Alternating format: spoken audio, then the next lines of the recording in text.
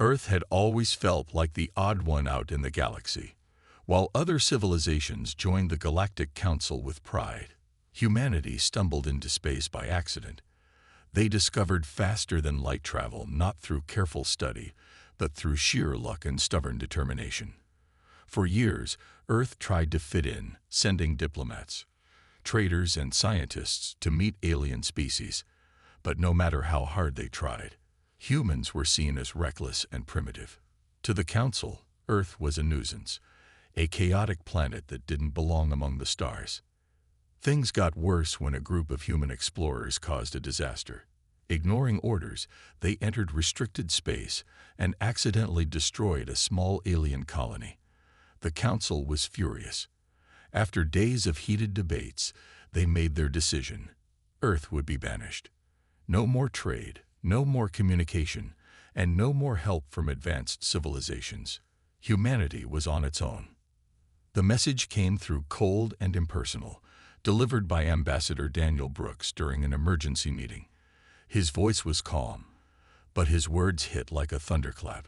The Galactic Council has voted to sever all ties with Earth, he said. You are hereby banished from interstellar society. President Laura Hayes stood frozen for a moment before addressing the world. She stepped up to the podium, her face pale but determined. Cameras broadcast her speech lived to billions of people across the globe. Today, we face a challenge unlike any other, she began. We have been cast out by those who refuse to see our potential. But let me make this clear. Humanity will not falter. We will survive, and we will thrive, not because they allowed it, but because we choose to. Her words sparked a mix of fear and defiance. Some people panicked, wondering how Earth could survive without the technology and resources provided by the Council. Others saw this as a chance to prove humanity's strength. Among them were two individuals who would play key roles in Earth's future: Rachel Dawson, a brilliant scientist, and Ethan Cole, a seasoned military strategist. Rachel worked tirelessly in her lab, brainstorming ways to adapt Earth's limited technology for survival. She knew that without help from the Council, humanity would need to find new ways to grow food, generate power, and protect itself. Her mind raced with ideas, but she also felt the weight of responsibility. If she failed, millions could suffer. Ethan, on the other hand, focused on defense. He spent long hours studying maps of nearby star systems, looking for places where Earth could establish safe havens. He knew that being isolated didn't mean being safe. Pirates and hostile aliens roamed the edges of known space, and Earth's outdated ships were no match for them. Still, Ethan refused to give up. He trained pilots, upgraded weapons, and prepared for the worst. As weeks turned into months, the reality of banishment sank in. Trade routes dried up, leaving shortages of essential goods. Power grids struggled under the strain of increased demand. Protests erupted in cities around the world, with angry citizens demanding answers. Yet amidst the chaos, small victories emerged. Rachel's team developed a prototype device capable of purifying polluted water, providing relief to drought-stricken regions. Ethan successfully repelled a pirate raid near Mars, boosting morale among Earth's defenders. Despite these efforts, tensions simmered beneath the surface. Not everyone believed humanity could succeed alone. Some argued that Earth should beg for forgiveness and return to the Council's fold. Others insisted that banishment was a blessing, freeing humanity from the Council's restrictive rules. These divisions threatened to tear the planet apart just as it needed unity most. But even in the darkest moments, there was hope. President Hayes reminded the world daily that humanity had overcome challenges before. From wars to plagues to environmental disasters, Earth had always found a way to endure. Now, faced with exile among the stars, it was time to rise again, not as victims, but as survivors. After the initial shock of banishment wore off, Earth began to adapt. The United Earth Federation, UEF, was formed, bringing together leaders from every country to create a unified government. For the first time in history, humanity stood as one. Governments pooled resources, shared knowledge, and worked toward a common goal: survival. It wasn't easy. Old rivalries and disagreements still lingered, but the threat of isolation forced people to put aside their differences. Rachel Dawson became one of the most important figures in this new era. Her lab, once a quiet research facility, transformed into a bustling hub of innovation.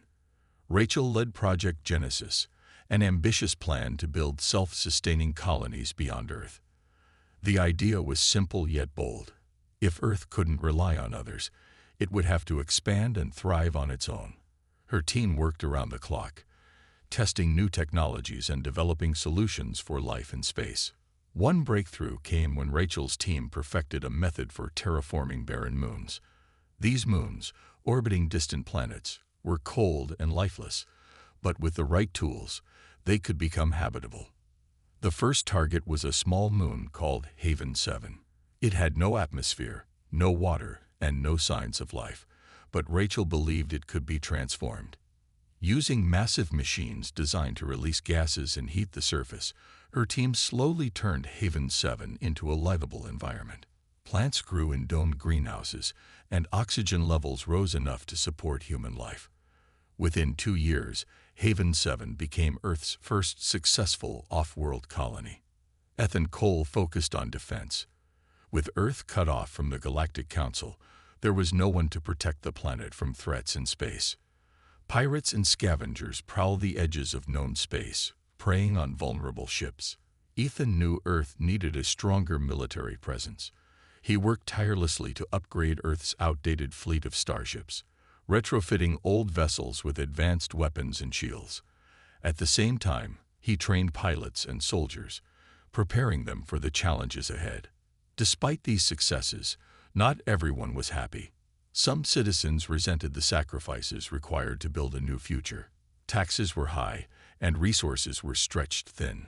Protests broke out in cities across the globe, with angry crowds demanding answers.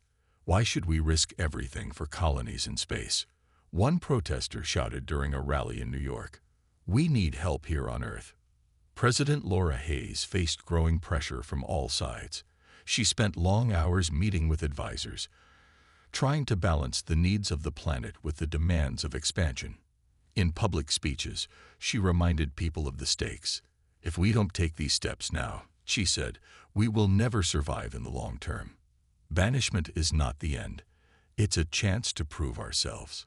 Amid the chaos, small victories kept hope alive. Refugees from war-torn regions found new homes on Haven 7, where jobs and opportunities awaited them. Farmers adapted to growing crops in artificial environments, ensuring a steady food supply. Scientists made breakthroughs in energy production, reducing reliance on dwindling fossil fuels. Slowly but surely, Earth began to rebuild. Even so, tensions simmered beneath the surface. Not everyone trusted the UVF or its plans. Some feared that expanding into space would distract from problems on Earth, like poverty and inequality. Others worried about the cost of maintaining colonies so far from home. Despite these concerns, progress continued. Rachel's work inspired millions, while Ethan's efforts gave people confidence that Earth could defend itself. As the months passed, a sense of pride began to emerge. Humanity had been cast out by the galaxy, but it hadn't given up. Instead, it had risen to the challenge, proving that even in the face of adversity, it could find a way forward. Haven 7 became a symbol of hope, a reminder that Earth's future wasn't limited to one planet. It stretched across the stars, waiting to be claimed. As Earth continued to grow stronger, the challenges of living in isolation became clearer. The United Earth Federation had made great progress with colonies like Haven 7 and new technologies developed by Rachel Dawson, but danger still lurked in the vast emptiness of space. Pirates and scavengers, who thrived in uncharted regions, saw Earth's expansion as an opportunity to exploit. These groups were ruthless, attacking supply ships and stealing precious resources needed for survival. One day, disaster struck. A convoy carrying vital materials to Haven 7 was ambushed by a group of pirates near the edge of Earth-controlled space. The attack was swift and brutal. Outgunned and outnumbered, the convoy's escort ships were destroyed. and the cargo vessels were plundered. Dozens of lives were lost, and the supplies, food, medical equipment, and building materials were taken or destroyed. News of the attack spread quickly, causing panic among colonists on Haven 7 and anger back on Earth. Ethan Cole wasted no time responding. As the head of Earth's military forces, he assembled a team and set out to track down the pirates. Using data from surviving crew members and sensor logs, Ethan pinpointed the location of the pirate base, a remote asteroid field far from Earth's reach. He led a small fleet of upgraded starships, determined to send a message. Earth would not tolerate such attacks. The battle was intense. Ethan's forces clashed with the pirates in a chaotic firefight among the asteroids. Laser blasts lit up the darkness as ships darted between rocks, trying to gain the upper hand. Despite the pirates' cunning tactics, Ethan's training and advanced weaponry gave his team the advantage. After hours of fighting, they managed to capture several pirates alive while destroying the rest of the base. Back on Earth, Ethan interrogated the captured pirates, looking for answers. What he discovered shocked him. The Galactic Council, the same group that had banished Earth, was secretly funding these raids. It seemed they hadn't given up on punishing humanity after all. By supporting pirates, the Council hoped to keep Earth weak and divided, ensuring it could never rise to challenge their power. This revelation hardened Ethan's resolve. He knew Earth couldn't stay isolated forever. If the Council wanted to keep humanity down, then Earth would need allies, other species or factions who felt oppressed by the Council's rule. He proposed a bold plan: expand Earth's reach into unexplored sectors of space, seeking out those who might join their cause. It was a risky move, as it could provoke the Council into declaring outright war, but Ethan believed it was necessary. President Laura Hayes listened carefully to Ethan's proposal. She knew the risks, but also understood the potential rewards. Forming alliances could strengthen Earth's position and provide much-needed support. Still, she hesitated. The memory of banishment was fresh, and the idea of provoking the Council again filled her with dread. Yet, deep down, she knew Ethan was right. Humanity couldn't survive alone in the long run. Rachel Dawson supported Ethan's plan as well. While she focused on improving life for Earth's growing population, she recognized the importance of finding allies. If we want to secure our future, she told Laura during a private meeting, we can't do it alone. We need friends out there, people who understand what it's like to be pushed aside. In the end, Laura approved Ethan's mission. A new ship, the UEF Odyssey, was prepared for the journey. Its crew included some of Earth's best scientists, soldiers, and diplomats. Their goal was simple yet daunting: explore unknown regions of space, make contact with alien species, and build relationships based on trust and mutual benefit. As the Odyssey launched into the void, the people of Earth watched with bated breath.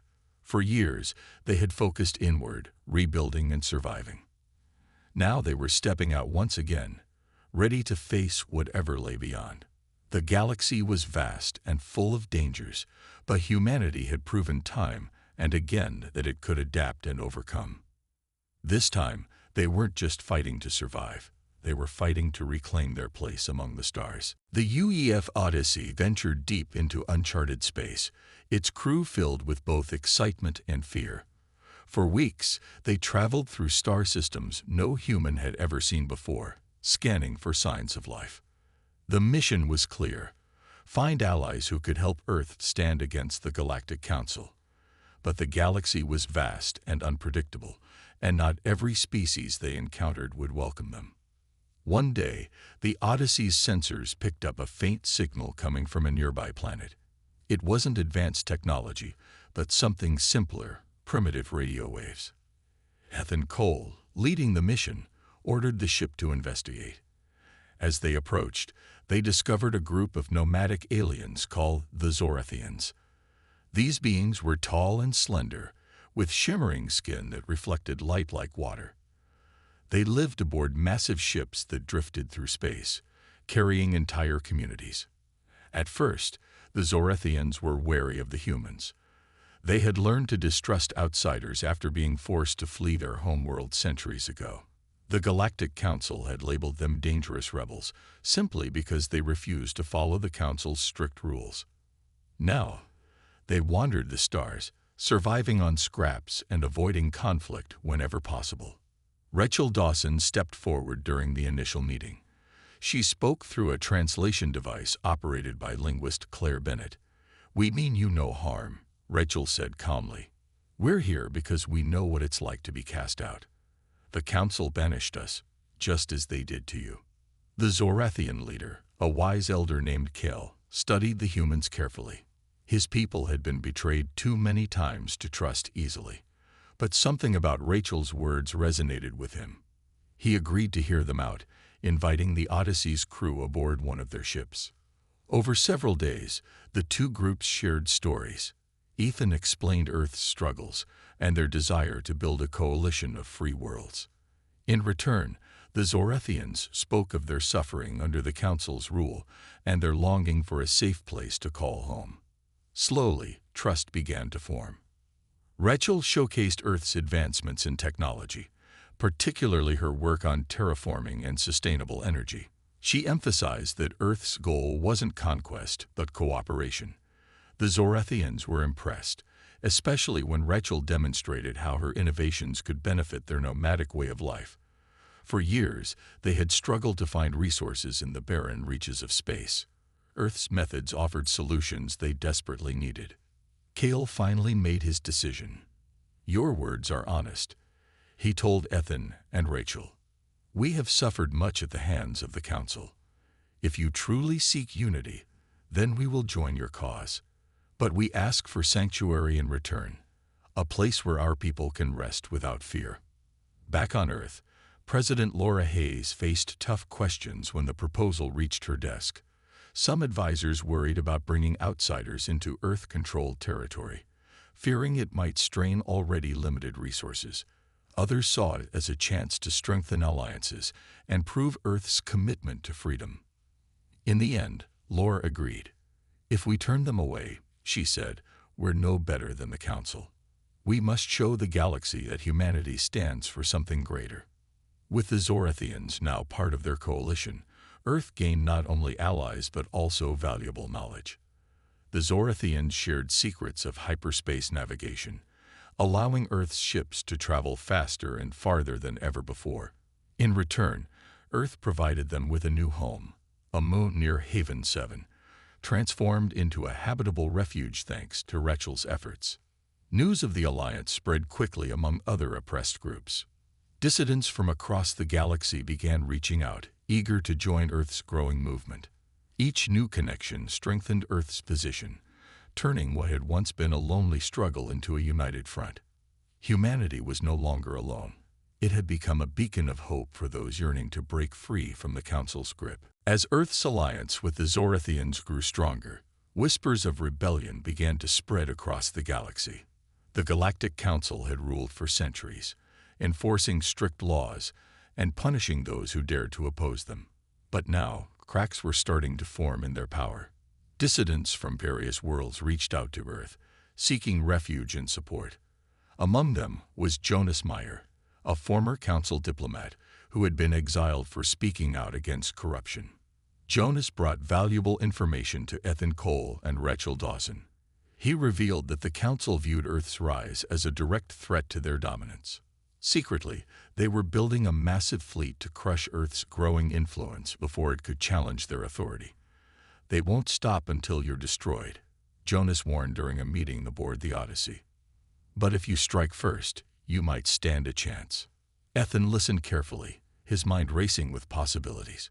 Striking back at the Council was risky, but he knew Earth couldn't wait for an attack. If they acted now, they could weaken the Council's grip on the galaxy and inspire others to rise up. Still, he hesitated. Attacking the Council meant declaring war, a step that could cost countless lives. Rachel shared her concerns. "We've worked so hard to rebuild," she said. "If we go to war, everything we've built could be lost." Yet even she understood the stakes. The Council wouldn't rest until Earth was wiped out. Defending themselves wasn't enough. They needed to fight back. President Laura Hayes faced the toughest decision of her life. She called an emergency meeting with her advisors, debating the pros and cons of launching an offensive. Some argued that Earth wasn't ready for such a conflict. Others insisted it was the only way to secure humanity's future. After days of deliberation, Laura made her choice. "We didn't ask for this fight," she told Ethan and Rachel. "But we can't run from it either. Prepare your forces. We're taking the battle to them." With the decision made, Earth's coalition sprang into action. The Zorathians offered their ships and warriors, eager to repay the kindness shown to them. Refugees who had joined Earth's cause volunteered to help, bringing skills and knowledge from their homeworlds. Together, they formed the Alliance of Free Worlds, a united front determined to overthrow the Council's tyranny. The first target was a Council outpost near the edge of their territory. It was heavily fortified but strategically important, serving as a supply hub for their fleet. Ethan led the assault, coordinating attacks from multiple angles. The battle was fierce, with both sides suffering heavy losses. But thanks to Zorathian tactics and Rachel's advanced technology, the Alliance emerged victorious. They seized weapons, ships, and valuable data, further weakening the Council's control. Word of the victory spread quickly, inspiring other oppressed groups to join the fight. Each new ally brought fresh strength to the Alliance, swelling their ranks and boosting morale. Earth's message of freedom resonated deeply with those who had suffered under the Council's rule. For the first time in centuries, hope began to replace fear. But the Council wasn't finished yet. Enraged by the defeat, they launched retaliatory strikes against Earth's colonies. Haven 7 came under attack, forcing Rachel and her team to evacuate civilians, while Ethan scrambled to reinforce its defenses. The colony held firm, but the cost was high. Homes were destroyed, and many lives were lost. Despite the losses, Earth's resolve only grew stronger. Every attack by the Council fueled the Alliance's determination to end their reign once and for all. With each victory, more worlds declared independence, breaking away from the Council's control. What had started as a desperate struggle for survival had become a galactic revolution. Ethan stood on the bridge of the Odyssey, staring at the stars. He knew the hardest battles were still ahead, but he also knew they weren't fighting alone anymore. Humanity had allies, friends willing to stand shoulder to shoulder in the fight for freedom. Together, they would face whatever challenges lay ahead, proving to the galaxy that even the smallest spark could ignite a firestorm of change. The final battle was coming. The Galactic Council, enraged by Earth's growing influence, launched a massive assault on Haven 7, one of humanity's most important colonies. The attack came without warning, catching the defenders off guard. Waves of Council ships descended on the moon, their weapons tearing through its fragile defenses. Explosions lit up the dark sky as buildings crumbled and lives were lost. Ethan Cole acted quickly. He mobilized every available ship in Earth's fleet, rushing to reinforce Haven 7 before it was too late. Alongside him were Zorathian fighters, their sleek vessels darting through space with unmatched speed. Together, they formed a desperate line of defense, trying to hold back the Council's overwhelming forces. For days, the battle raged on, with neither side willing to give ground. Rachel Dawson worked tirelessly behind the scenes, doing everything she could to turn the tide. She had been developing a secret weapon, a gravity disruptor capable of disabling enemy ships without destroying them. It was risky and untested, but Rachel knew they had no other choice. With the help of her team, she installed the device aboard the Odyssey and prepared to deploy it during the fight. As the battle reached its peak, Ethan gave the order. The Odyssey moved into position, targeting the Council's flagship. When activated, the gravity disruptor sent out a powerful wave that rippled through space. Enemy ships shuddered and slowed, their systems failing as the artificial gravity field overwhelmed them. One by one, they drifted powerless, unable to continue the fight. The effect was immediate. The Council's advance faltered, giving Ethan and his allies the opening they needed. Zorathian fighters swooped in, picking off stragglers while Earth's ships regrouped. Slowly but surely, the tide turned in their favor. The Council, realizing they had lost the upper hand, began retreating, leaving behind a trail of disabled ships and damaged pride. Though victorious, the cost was devastating. Haven 7 lay in ruins, its once thriving streets now littered with debris. Thousands of colonists had perished, and many more were left homeless. Rachel walked among the survivors, her heart heavy with guilt. "We won," she whispered to herself, but at what price? Even Ethan, usually stoic and focused, struggled to keep his emotions in check as he surveyed the destruction. Back on Earth, President Laura Hayes addressed the galaxy in a broadcast message. Using hacked Council channels, she spoke directly to the people of the Council's member worlds. Her voice was calm but firm. "For too long, you have lived under fear and oppression," she said. "Today, we offer you a choice. Join us in building a better future, or remain shackled to a corrupt system that cares nothing for your lives." Her words struck a chord. Across the galaxy, citizens of Council-controlled worlds began to question their rulers. Protests erupted in cities and colonies, demanding change. Some Council members even turned against their own, seeing Earth's victory as proof that the old order was crumbling. Jonas Meyer played a key role in this shift. Using his knowledge of the Council's inner workings, he helped spread information about their corruption and failures. Documents leaked to the public revealed decades of lies and exploitation, further eroding trust in the Council's leadership. With each passing day, Earth's alliance grew stronger. Refugees poured into their territories, seeking safety and a chance to rebuild. New allies joined the fight, swelling the ranks of the Alliance of Free Worlds.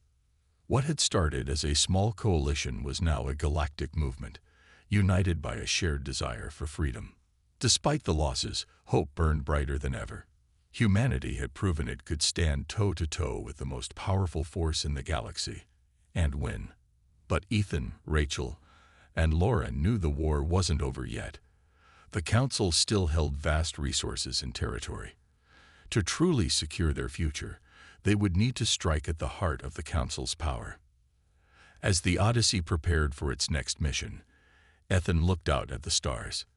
"This isn't just about us anymore," he said to Rachel.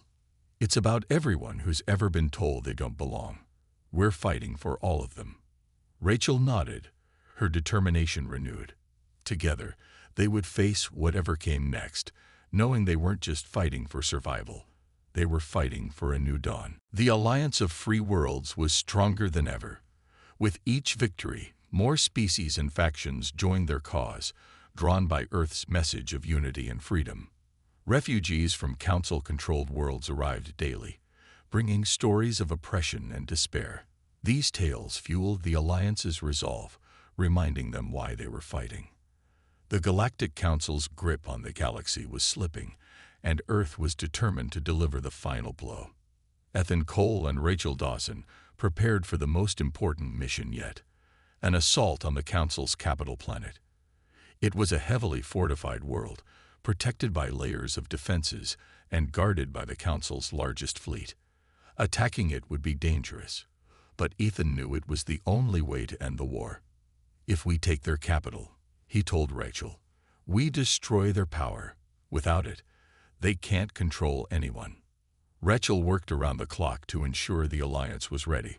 Her gravity disruptor had proven effective in previous battles, but she knew they would need more than one weapon to succeed. She upgraded the Odyssey and other ships with advanced shields and faster engines, giving them a better chance against the Council's superior numbers.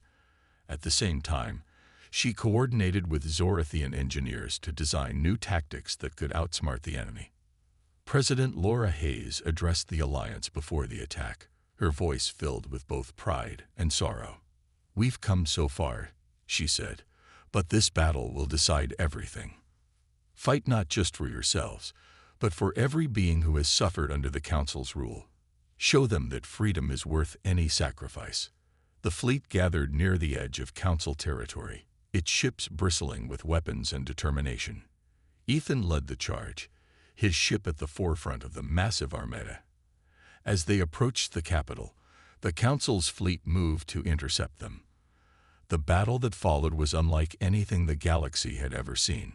Ships clashed in fiery explosions, filling space with debris and chaos. Lasers streaked across the void as pilots fought with skill and bravery.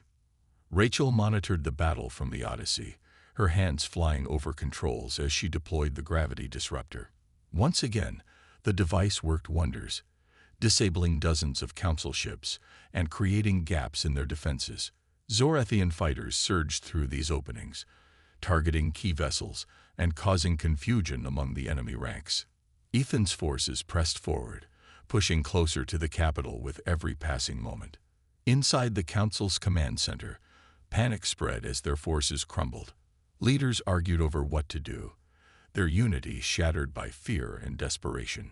Some called for surrender, while others demanded they fight to the last ship. In the end, their indecision cost them dearly. The Alliance broke through their outer defenses and began bombarding the planet's surface. As the Council's headquarters fell, Laura Hayes broadcast another message to the galaxy. "This isn't the end of the Council. It's the beginning of something new," she declared. "A future where all beings are free to live without fear or oppression. Lay down your weapons and join us in building a better galaxy." Her words resonated deeply. Across the galaxy, Council loyalists began defecting, unwilling to die for a corrupt regime. Entire fleets surrendered, swelling the Alliance's numbers even further. On the capital planet itself, citizens rose up, overthrowing their rulers and dismantling the systems that had kept them enslaved for centuries. When the dust settled, the Council was no more. Its leaders were arrested, and its resources were seized to aid rebuilding efforts. Humanity, once banished and scorned, stood victorious. Earth had not only survived but thrived, proving that courage and unity could overcome even the greatest odds. Ethan and Rachel watched the celebrations from the bridge of the Odyssey, exhausted but proud. They had started this journey as representatives of a lonely, isolated planet. Now they were part of something much bigger, a coalition of free worlds united by hope and resilience. The galaxy was far from perfect, but for the first time in centuries, it had a chance to heal. And Earth, the planet that refused to give up, had led the way. The fall of the Galactic Council marked a new chapter for the galaxy. Earth, once cast out and forgotten, had risen to become a symbol of hope and resilience. The Alliance of Free Worlds worked together to rebuild what the Council had destroyed, creating a future where all beings could live without fear. But the road ahead was not easy. Years of oppression had left deep scars, and healing would take time. Rachel Dawson dedicated herself to this task. Her labs became centers of innovation, developing technologies that improved life across the galaxy. She helped design systems to purify water, grow food in barren environments, and generate clean energy. Refugees from Council worlds were given homes on newly terraformed moons and planets, including Haven 7, which had been rebuilt stronger than before.